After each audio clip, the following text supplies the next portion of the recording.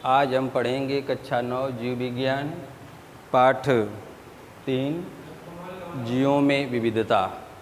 जीवों में विविधता कि जीवों में कैसे विविधता या भिन्नता पाई जाती है। डाइवर्सिटी इन लिविंग ऑर्गेनिज्म, जीवों में कैसे भिन्नता पाई जाती है।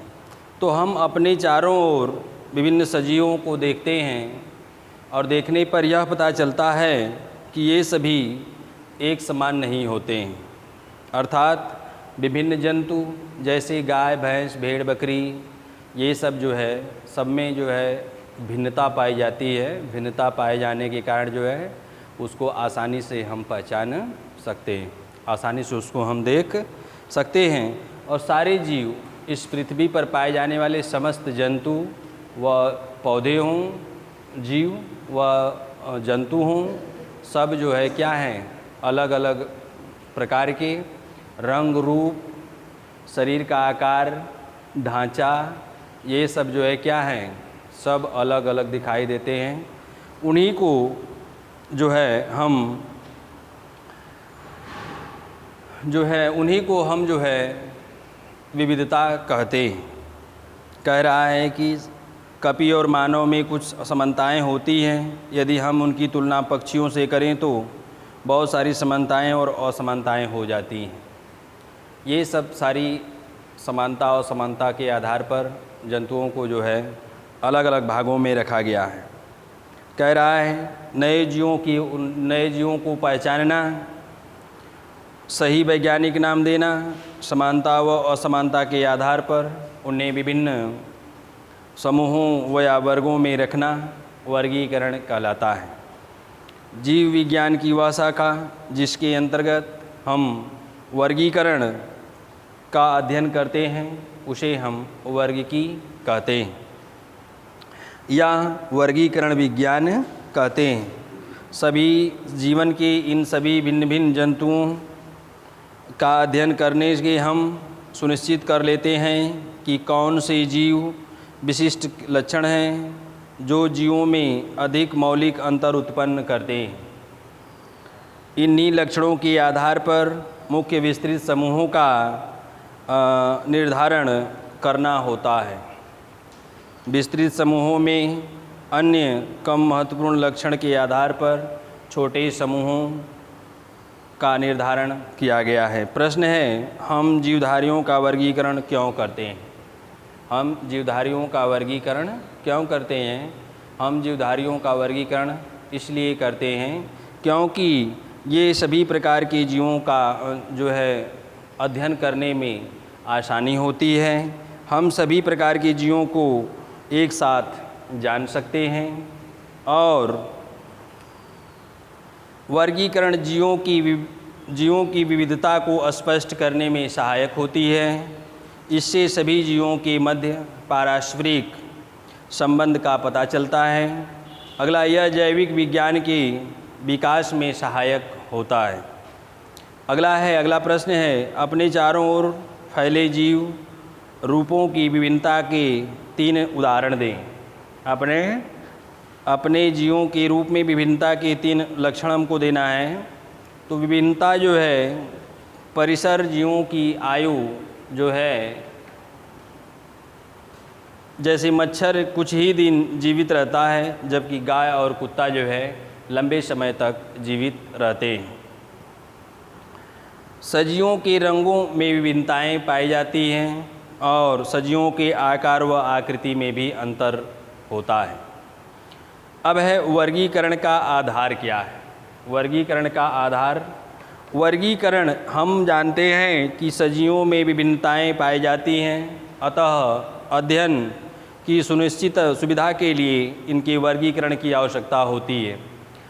इसलिए हमें जो है वर्गीकरण की आवश्यकता होती है क्योंकि हमें किसी एक जीव का अगर हम सुव्यवस्थित अध्ययन कर लें तो उस प्रकार के जितने समस्त जीव हैं उनका अध्ययन करने में हमको जो है क्या होती है, आसानी होती है।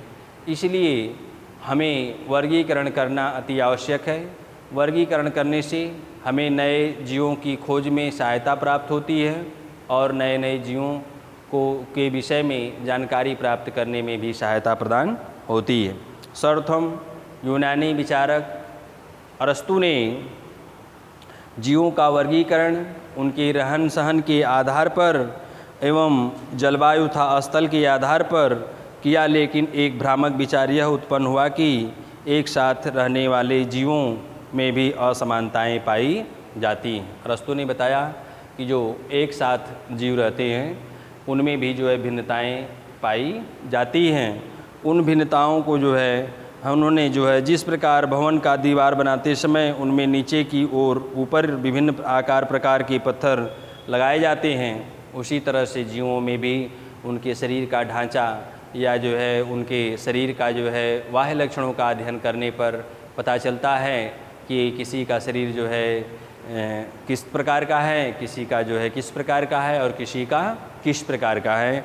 तो इससे यह पता चल जाता है। जीवों को बृहद व उप समूहों में वर्गीकृत करने से पहले हम यह समझना होगा कि किन लक्षणों के आधार पर जीवों को विविध समूहों में रखा जाएगा, और जो है इस तरह से बृहद वर्गों के जीवों के क्रियात्मक एवं संरचनात्मक लक्षणों एक दूसरे में जो है स्वतंत्र होते हैं, और इसके बाद स्तर के लक्षण पहले के स्तर के लक्षणों पर जो है आधारित तो होते हैं, और लेकिन बाद में ये स्तर इस प्रकार के निर्धारित करते हैं। इसी प्रकार जीवों के वर्गीकरण के लिए भी परस्पर संबंधी लक्षणों का परानुक्रम बना लेना आवश्यक होता है। अब हम पढ़ेंगे कोशिका विभाजन, सेल स्ट्रक्चर, जो है कोशिका की संरचना। कोशिका की संरचना, सेल स्ट्रक्चर क्या है? कोशिका यूकैरियोटिक कोशिका में समस्त कोशिकांग केंद्रक सहित एक झिल्ली में घिरे रहते हैं, अतः कोशिकीय क्रियाएं अलग अलग कोशिकाओं के दक्षतापूर्ण होती रहती हैं। झिल्ली रहित कोशिकाओं व केंद्रक वाली कोशिकाओं में जैव रासायनिक प्रक्रियाएं अलग अलग तरीके से होती हैं। केंद्रक युक्त कोशिकाओं में विभाजन की क्षमता होती है, जिससे बहुकोशिकीय जीवों का निर्माण आसानी से हो जाता है। बहुकोशिकीय जीवों में विशिष्ट कार्यों के लिए विशिष्टीकृत कोशिकाएं हो सकती हैं, अतः वर्गीकरण के लिए कोशिका की संरचना व कार्य की आधारभूत लक्षण माना जाता है। कोशिका संरचना के लिए जो है यह जीवों के आधारभूत लक्षण समझा जाता है। अगला है श्रम विभाजन। श्रम विभाजन,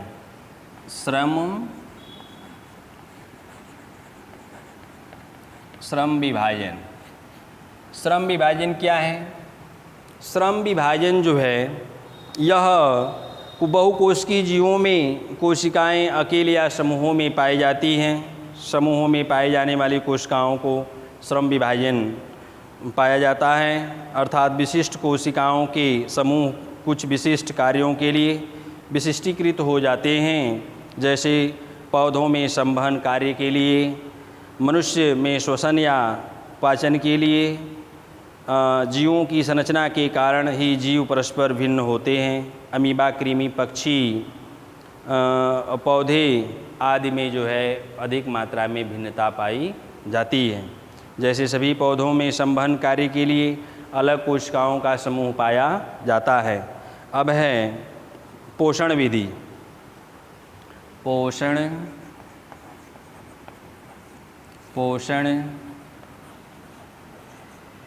विधि।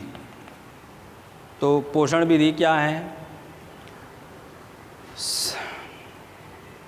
पोषण विधि क्या है? सभी जीवों में पोषण विधि अलग अलग होती है। सभी जीवों में पोषण की विधि जो है अलग अलग होती है। एक कोशिकीय जीवों में जो पोषण की विधि है वह जो है स्पर्श विधि द्वारा होती है, और जो उच्च श्रेणी के जंतु हैं उनमें पोषण की विधि अलग अलग होती है। कुछ स्वपोषी होते हैं, कोई विषमपोषी होते हैं और कोई परजीवी होते हैं। ये अलग अलग प्रकार के जो है जीव उपस्थित होते हैं और ये अलग अलग प्रकार के जो है भोजन उनमें होता है। स्वपोषी पहला है पोषण की विधि स्वपोषी। स्वपोषी क्या है? स्वपोषी जो है वे जीव होते हैं जो स्वयं अपना भोजन बनाते हैं, वह स्वपोषी कहलाते हैं। जैसे समस्त हरे पौधे स्वपोषी कहलाते हैं। ये अपना भोजन सूर्य की प्रकाश की उपस्थिति में जो है पृथ्वी से जल, वायुमंडल से कार्बन डाइऑक्साइड और सूर्य का प्रकाश, जल, कार्बन डाइऑक्साइड, सूर्य का प्रकाश, क्लोरोफिल, ये 4 कच्चे पदार्थों की उपस्थिति में ये सारे जो है अपना भोजन, समस्त हरे पौधे भोजन बनाते हैं। इनको हम स्वपोषी के नाम से जानते हैं। अगला है परपोषी। परपोषी, परपोषी क्या है? परपोषी का अर्थ यह होता है परपोषी, परपोषी का अर्थ यह होता है कि परपोषी वे जीव होते हैं जो दूसरे के ऊपर रह करके अपना जीवन यापन करते हैं, वह परपोषी कहलाते हैं। जैसे अमरबेल, अमरबेल ऐसा पौधा है जो हरे पौधों के ऊपर रह करके अपना सुख जो है उसके डाली के मध्य भाग में घुसा देता है और उन्हीं से जल और भोजन ग्रहण करता है, और यही जल और भोजन ग्रहण करके यह जो है क्या करता है? अपना पालन पोषण करता है, इसलिए उसको हम परजीवी के नाम से जानते हैं। अगला है विषमपोषी। विषमपोषी का अर्थ यह है कि यह विषमपोषी जो है विषम परिस्थिति में यह अपना भोजन कर लेते हैं और उनको जो है यह कोई जो है शाकाहारी है, कोई मांसाहारी है, या विषम परिस्थिति में जो है या आकर के अपना भोजन कर लेते हैं। जो कोई स्वपोषी ये जो है कोई शाकाहारी है, कोई मांसाहारी है, कोई सर्वाहारी है। अगला प्रश्न है जीवों के वर्गीकरण के लिए सर्वाधिक मूलभूत लक्षण क्या हो सकता है? जीवों के वर्गीकरण के लिए सर्वाधिक मूलभूत लक्षण होता है उनका निवास स्थान, उनका निवास स्थान, और दूसरा उनकी कोशिका की संरचना। उनकी कोशिका की संरचना और उनका निवास स्थान वर्गीकरण के मूलभूत लक्षण हो सकते हैं। दूसरा क्वेश्चन है जीवों के वर्गीकरण के लिए सर्वाधिक मूलभूत लक्षण उनकी कोशिका रचना हो सकती है, अतः विशेष विकल्प भी सही है। कोशिका संरचना जो है क्या है, उसके मूलभूत लक्षण हो सकते हैं। कारण जीवों का वर्गीकरण के लिए निवास स्थान को आधार बनाना नहीं जा सकता, क्योंकि एक ही स्थान पर रहने वाले जीवों में बहुत सी समानताएं भी हो सकती हैं और नहीं भी हो सकती हैं। इसलिए हमें निवास को जो है वर्गीकरण का मूलभूत इकाई नहीं मानना चाहिए। दूसरा क्वेश्चन है जीवों के प्रारंभिक विभाजन के लिए किस मूल लक्षण को आधार बनाया जा सकता है? तो जीव भली भांति विकसित केंद्र वाली यूकैरियोटिक कोशिकाएं या कम विकसित वाली प्रोकैरियोटिक कोशिकाएं से बना है, अतः जीवों के प्रारंभिक विभाजन के लिए उनकी कोशिकाओं की प्रकृति प्रोकैरियोटिक और यूकैरियोटिक आधार पर बनाया जा सकता है।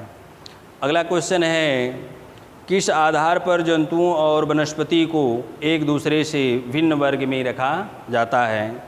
तो जंतु और वनस्पति को एक दूसरे से भिन्न वर्ग में रखने के लिए मुख्य आधार पोषण स्वपोषी विषमपोषी होना आवश्यक है। चूँकि अधिकांश पौधे क्लोरोफिल की उपस्थिति में, सूर्य के प्रकाश की उपस्थिति में अपना भोजन स्वयं बनाते हैं, और किंतु जंतु अपना भोजन बाहर से ग्रहण करते हैं। इसलिए इनको विभाजन का दूसरा आधार कोशिका का संगठन माना जाता है, और तीसरा आधार शारीरिक संरचना और गमन माना जाता है, और जंतुओं को पौधों से भिन्न रखने के लिए एक पूर्ण विभाजन जो है कोशिका भित्ति होती है। अब हम पढ़ेंगे वर्गीकरण और जैव विकास। वर्गीकरण एवं जैव विकास। तो वर्गीकरण जो है की खोज जो है कार्ल वान लिनियस नामक वैज्ञानिक ने वर्गीकरण की खोज की थी और उन्होंने सब जीवों को जो है एक वर्गीकृत, उन्होंने जो 500 जंतुओं और 500 वनस्पतियों का जो है उन्होंने अध्ययन किया था और समस्त जंतुओं का जो है अध्ययन करके जो है उनको एक सीरियल में एक समूह में रखा था और एक समूह में रख करके जो है उनको जो है वर्गीकृत किया गया था। आज भी उनकी वर्गीकरण जो है क्या है, मान्य है। और अब हम पढ़ेंगे विकास। विकास, जैव विकास। जैव विकास क्या है? जीवों में होने वाला निरंतर, जैव विकास जीवों में होने वाला निरंतर जो है वृद्धि, निरंतर परिवर्तन ही जो है जैव विकास कहलाता है। यह जो है चलो, तो यह जो है निरंतर चलने वाली प्रक्रिया है। इसी निरंतर चलने वाली प्रक्रिया से जो है जैव विकास होता है। जैसे आज आप देख रहे थे कि जो है पहले क्या था, आज क्या है, यह जो है क्या है, निरंतर चलने वाली प्रक्रिया है। प्रतिदिन, प्रति क्षण, प्रति समय यह जो है विकसित हो रहा है, विकास हो रहा है। यही विकास जो है अग्रसर विकास की ओर ले जा रहा है। अगला है जैव विकास की सतत प्रक्रिया में जो लक्षण शारीरिक रचना में सर्वप्रथम दिखाई पड़ते हैं वे मूल लक्षण कहलाते हैं। और यह जो है इसी के आधार पर जो है इन जैव विकास को रखा गया है। अब हम अगले वीडियो में मिलेंगे। धन्यवाद।